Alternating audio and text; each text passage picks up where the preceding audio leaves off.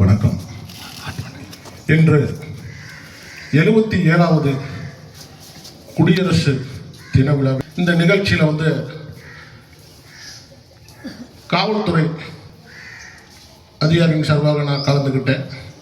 இந்த நிகழ்ச்சியில் நான் கலந்துக்கிட்டதுக்கு ரொம்ப பெருமைப்படுறேன். ஏன்னா இது ஒரு சாதாரண நிகழ்ச்சி கிடையாது. நம்ம நாட்டினுடைய குடியரசு நிகழ்ச்சி.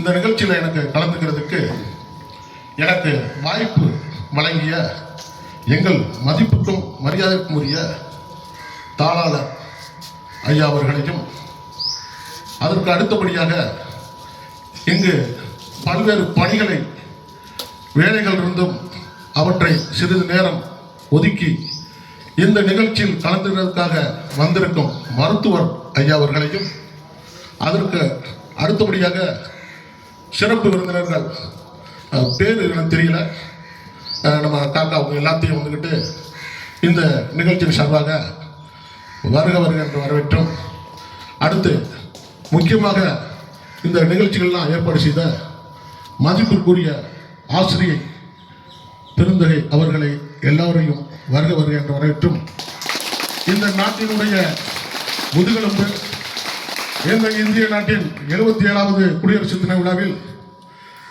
இளைஞர்கள் கையில் தான் இந்த நாட்டினுடைய தலையெழுத்து இருக்கின்றது, பெருமை இருக்கின்றது என்று முன்னோர்கள் சொன்னது போல நம்ம மாணவ செல்வங்கள் கையில் தான் இன்றைய தலைமுறையே இருக்கின்றது. அவர்களுக்கு ரெண்டு வார்த்தை நான் சொல்றேன். நான் இன்னைக்கு வந்துக்கிட்டு நமக்கு வந்துக்கிட்ட ஒரு விசேஷம் குடியரசு தினம் இல்லை எந்த நிகழ்ச்சியாக இருந்தாலும் இந்த நாளில் லீவ் விடுவாங்க. ஆகா, நமக்கு ஒரு நாள் லீவு அப்படின்னு சொல்லிட்டு ரொம்ப சந்தோஷமாக இருப்பாங்க. உங்களை உட்கார வச்சு நிறையா நான் வந்துக்கிட்டு சொல்ல விரும்பல. ரெண்டு எனக்கு முன்னாடி உள்ளவங்க எங்கள் தாத்தா ஒரு வார்த்தை சொன்னாங்க. அது எனக்கு ரொம்ப பெருமையாக இருந்துச்சு. வாழ்க்கையில் வந்துக்கிட்டு எப்படி வாழலாம், இப்படித்தான் வாழணும் அப்படின்னு சொல்லிட்டு ரெண்டு வார்த்தை சொன்னாங்க. அது ரெண்டுலேயுமே நம்மளுடைய வாழ்க்கை எல்லாமே இருக்குது. ஒன்று எப்படி வாழலாம் அப்படின்னா, நம்ம மாணவ செல்வங்களுக்கு புரியுற மாதிரி சொல்கிறேன். கோயில் பாடு மாதிரி தெரியுறேடா, ஏன்டா இப்படி இருக்கலாம்ல அப்படின்னு சொல்லுவாங்க.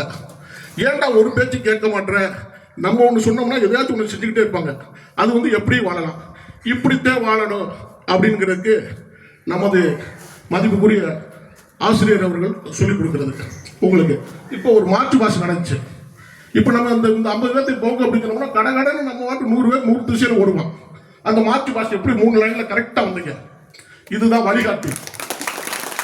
இப்படித்தான் வாழணும், இப்படித்தான் இருக்கணும் அப்படிங்கிறதுக்கு இந்த நம்ம ஆசிரியர் ஒரு வரைமுறை கொடுத்துருந்தாங்க. ஏன்னா மாமா சொன்ன மாதிரி, எங்கள் காக்கா சொன்ன மாதிரி இந்த 2 தான் சொல்கிறேன். அதுக்கடுத்து எங்கள் மதிப்புக்குரிய மருத்துவ சொன்ன மாதிரி அதில் 2 வரி சொல்லிடுறேன். இளைஞர் கையில் தான் இந்த நாட்டினுடைய எதிர்காலம் இருக்குது. இளைஞர்கள் நமது நண்பர்கள் சேர்க்கையால் வந்துக்கிட்டு தவறான பழக்கத்துக்கு ஒரு நண்பர் வந்துக்கிட்டு முட்டாய் தின்றா அப்படின்னா ஏதோ 1 சாப்பிடலாம், 2 சாப்பிடலாம், டெய்லி சாப்பிட்டோம் அப்படின்னா அது ஒரு கெடுது. அதே மாதிரி வந்துக்கிட்டு தீய வழியில் இந்த இதில் போயிடாதீங்க. அதே மாதிரி நம்ம மாணவர்கள் வீட்டில் ஆரம்பிச்சு உங்களுக்கு வயசுக்கு மீறி பைக் இதெல்லாம் ஓட்டாதீங்க. பெரிய பைக்கில் ஓட்டி லைசன்ஸ் இப்போ உங்களுக்கு இருக்காது. நீங்கள் ஆசையில் வந்துக்கிட்டு பைக் ஓட்டி எந்த ஒரு விபரீதமும் எடுத்துக்கிற வேண்டாம். நீங்கள் வீட்டில் போய் அழுகவும் பெரியவங்க வந்துக்கிட்டு பிள்ளை அழுகுது, சரி பிள்ளைக்கு சந்தோஷத்துக்கு வாங்கி கொடுப்பாங்க.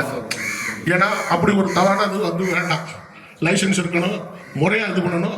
இன்னொன்று நான் கடற்கரை காவல் நிலையத்தில் வேலை பார்க்குறதுனால ஒன்று சொல்கிறேன். அப்பாவுக்கு கடற்கரை ஃபாதருக்கு யாராச்சும் வேலைக்கு போவாங்க, கடலுக்கு போவாங்க.